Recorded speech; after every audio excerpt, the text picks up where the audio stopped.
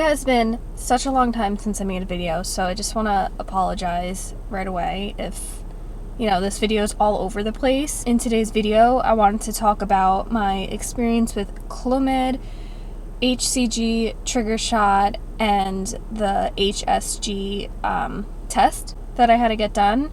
I'll just briefly explain what has been going on with me. So I'm 14 months postpartum, and I was breastfeeding for about 9 months, or pumping for about 9 months, and the entire time my period just never came back, and still to this day I don't have a period, and it has not came back. And the only time I've actually had a period is when I've taken hormonal supplements, so a fake period essentially. So basically I'm just sharing my experience on my infertility journey and I guess the medications that I've taken so far. But I don't have endometriosis, I don't have PCOS, I don't have like that type of infertility. I guess I'm more on the spectrum of like unexplained infertility more, but we also do know what my problem is. I'm having ovulatory issues, and I used to not have any of these issues in the past. I've actually been pregnant 3 times. I've had 2 miscarriages, so conceiving was never a problem for me. Unfortunately, I was just having a lot of miscarriages, and I found out through genetic testing that I have factor 2. I have an antibody and a protein that both contribute to, I guess, pretty much destroys pregnancy. So every single day I have to take a baby aspirin as like precaution, and that was the one thing that I did different when I was pregnant with my daughter. So I don't know if that's why. I'm assuming that's why I didn't have a miscarriage with her. But my fertility specialist said once I am pregnant, I have to go on blood thinners. Anyway, fast forward. So pretty much we know that my fertility pretty much just got wiped away. And all of the blood work that I got, it showed that I wasn't making estrogen, my LH, my FSH, everything was just low and just all over the place and just not correct. So essentially I have just a humongous hormonal imbalance, and I don't know what happened. My fertility doctor said sometimes what could happen, I mean, it was just never confirmed, when you're giving birth, my pituitary gland could have gotten damaged. So, and he says that it could happen from either like severe blood loss, or if your pituitary gland isn't getting oxygen, which I was not breathing right 100%. I was pushing for over 2.5 hours. I was having such a hard time, but I still was able to get her out. We eventually actually had to have a vacuum, suck her out. I guess first I'll speak about, oh my god, there's so much that I could really explain, because I've taken Provera, I've taken Estrase, Clomid. I'm now actually taking progesterone, because after my first round of Clomid, my progesterone came back at a 6, so really low, and that's just not good. But I guess I have to also make another video about my other experiences with other hormonal medications that I've taken, but I just want to kind of focus this video more on, I guess, how my body reacted to everything that I've been taking, and I guess my symptoms, and so far whether or not it's worked. I wrote everything down on my phone, so I guess I'll start with the HSG test. Now, that's usually something that most fertility clinics have you go and do, because they can't give you these medications like letrozole, Clomid, or injections and say they make you ovulate, but if you have a blockage in your tube, okay, there's no way that you're gonna get pregnant anyway. So I knew I didn't have a blockage because I have gotten pregnant 3 times, but it's protocol. I saw a lot of videos on YouTube and a lot of Googling, because obviously, we're all going to do that, and you might even be clicking on this video because you're about to get an HSG test. It wasn't painful. It wasn't painful at all. It definitely came with a lot of cramping, but pretty much this is how the procedure was. So they make you take an antibiotic the day before, the morning of, and the day after. So I did that, and they also say make sure you take an aspirin before the procedure itself, and I actually forgot to take the aspirin, so I ended up taking an aspirin 5 minutes before the procedure. So I doubt it even worked for me at that point. There's actually way more pain afterwards. That's what I experienced. So anyway, you get undressed, you're putting you get that little cloth that you put over to cover your hoo-ha and everything like that.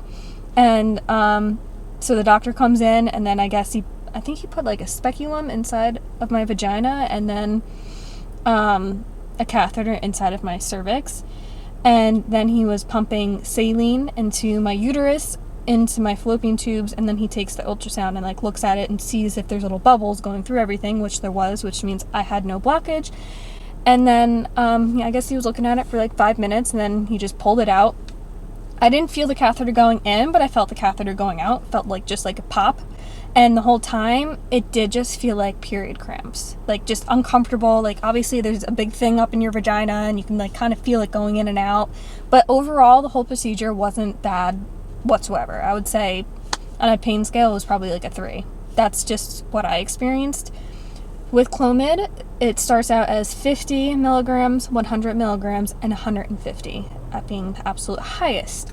So based on my estrogen, because I haven't been making estrogen or anything, he was like, I'm going to put you on 100 milligrams. So for the typical person, when people normally start out on Clomid, they start out on usually 50 milligrams and have a response.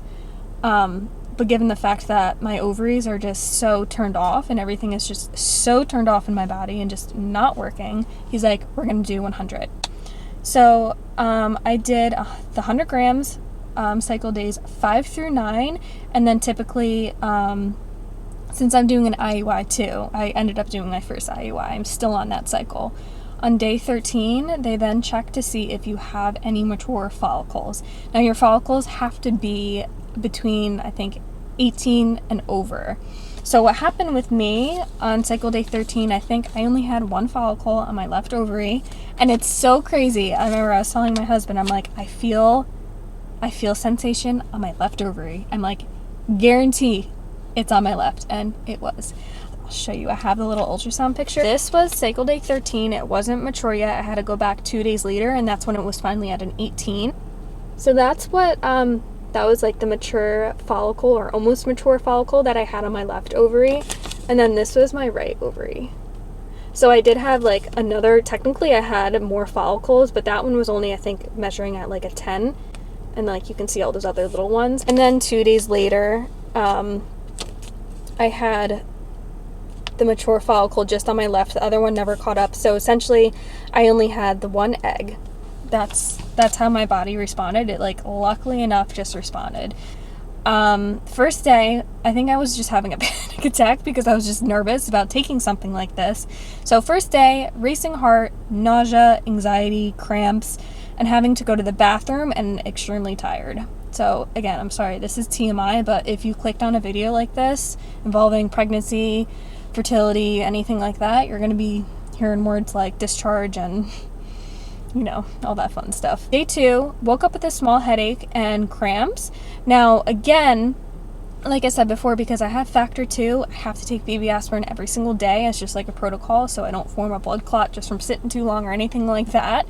So I don't know if that's why I never received bad headaches, because a lot of people I saw, they say bad migraines, bad headaches, and they say, oh, if you take the medication at night versus the morning, you'll have no side effects. So I took my medication in the morning, and this is, you know, I had just 1 headache.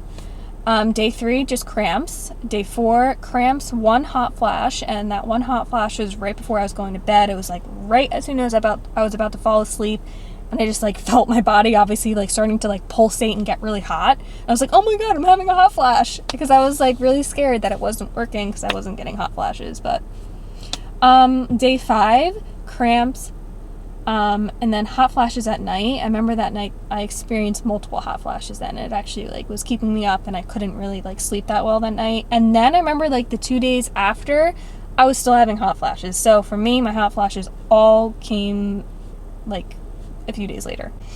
And obviously very bloated, a lot of water retention, and the thing that was like the absolute most brutal thing, very painful sex. When I got my IUI, the nurse was like, okay, your cervix is extremely inflamed. And she's like, it can happen from taking the medication. So unfortunately, that was something that happened to me. And the reason why, like, we don't have male factor infertility or anything like that. We're very grateful that my husband has actually a very good sperm count. So if you're like, why are you doing an IUI? It's normally recommended to get an IUI when you're taking Clomid. You don't have to, but it's recommended, as my doctor said, because your cervical mucus can get disrupted. And I could definitely tell that it wasn't like that egg white, clear, sticky, you know, like the good fertile stuff that you're supposed to get when you're about to ovulate. And no, I didn't see any of it. So that was pretty much my experience with the 100 milligrams of Clomid. A week later, you typically get your progesterone taken, and then 2 weeks later, check if you're pregnant. So after I got my progesterone taken, I actually found out that day too, and it came back at a 6. So anything over a 5 is considered, I did indeed ovulate, but they're typically looking anything over a 15. When I was pregnant with my daughter, my progesterone, like in the very beginning, was like at an 18, 19. So if that puts you at perspective, it was extremely low. And what he said, the reason for that, he says it's a luteal phase defect, essentially what I have, and I'm actually taking progesterone just in case I am pregnant, and that's what they look like. And these things are giving me horrible side effects. Like, they knock me off my feet for like the first 2 hours. I'm so tired, sick, dizzy. Oh, I hate these things. I have a luteal phase defect technically, and he said it's because my dosage of Clomid wasn't strong enough. So yes, I did respond to it technically, but it wasn't strong enough. And I'm getting, and you know, I don't know if I'm not pregnant yet. I kind of have high hopes that this is a failed cycle. I just don't feel like I am pregnant, essentially. But for the next cycle, I'm getting bumped up to 150 milligrams, and that's the absolute highest, strongest dose of Clomid. So if that doesn't work, I guess I'm then probably going to get moved to letrozole or injections, and then we'll go from there. But that was pretty much my experience with the 100 milligrams of Clomid. I don't know if I'm going to have more intense, you know, an intense reaction with the 150. I'll definitely make a video on that too. But that was how I felt on 100 milligrams and how many follicles I did actually get. So I only got 1. So on cycle day 15, when I had the ultrasound, again, when I went back, and that's when I had this follicle, the one that was, it was finally 18, just the one follicle that I got. I then got the trigger injection. So this is the Pregnol 10,000 unit. So, again, like, this is how I received it. I don't know if this is how for everyone. So they call it into the pharmacy then calls you, and you actually get it through the mail. Office does it for me. Like, I didn't have to do it at home, thank God, but it came in like this little, like, little powder, and then, like, another little, like, water tube, and then it was like 2 needles. And I didn't see what she really did, but like the videos I watched, I guess like you just mix it, and then yeah. Once that was all done and I was ready to get triggered, she triggered right in my my abdomen. It was like right here. She like took it just like this, and it was like boop. That was it. And essentially it was such a small needle, so yeah, you feel a little needle going in you, but it didn't hurt whatsoever. Obviously, and it's like for like 2 seconds. I didn't feel any burning or anything like that. But I don't know if it was because of the Clomid ovulation and just getting triggered. I had the worst reaction ever afterwards. So I had extremely bad cramping, like so bad. I was like, holy shit, this hurts so bad. Obviously, I was like extremely bloated too. And what I wrote down, I had feelings of a lot of gas and as if I had to go to the bathroom, but I couldn't go to the bathroom because I didn't really have to go to the bathroom. And I got like really bad pimples like 2 days later, like all over my face pretty much. And the area itself was really tender and bruised feelings. Explain the IUI itself. It was actually an extremely quick procedure, and it took probably like 3 minutes tops. I was actually pretty shocked because I was like thinking it was going to involve like an ultrasound. I don't know, but it didn't. It's the exact same thing as if you're going to get a pap smear. And probably the worst part of it is when they put the speculum inside of you, and along with a catheter too, but the catheter is what brings the goods up into your uterus. So the nurse walked in, and your significant other actually has to go produce a sample like an hour before the whole thing is done, and they like wash it and they count the sperm count and everything. So they bring in the sample then, and it has your name, and it also had his name on it, and they pretty much just confirmed like that's a sample. And then you lay fully back, and I don't know, I couldn't really see what was going on, but I guess she then inserted the semen through the catheter, and that was it. And then she was like, okay, I'm done, and then pulled out the catheter, and I just laid there for like 10 minutes, and that was it. So it was really easy, really simple. After I finally ovulated, I also take my basal body temperature in the morning, and normally before you ovulate, it's like low 97s, and then 2 days later I wrote, after the injection, my basal body temperature went up to 98.29. So I know I ovulated. And obviously my cervical mucus, I noticed when you have progesterone in your system, even though my progesterone was low, it becomes really thick and white.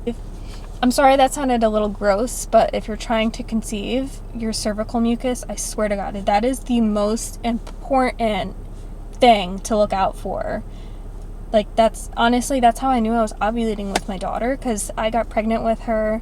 So I had a miscarriage, and I got pregnant 2 weeks later. Like, I swear to God, like, it was confirmed on blood work, because I was having all this blood work with her, well, with my second pregnancy, confirming, that I was having a miscarriage, and then we confirmed it all the way down to 0, and then 2 weeks later, I got pregnant, and I knew I was, ovulating because of my cervical mucus.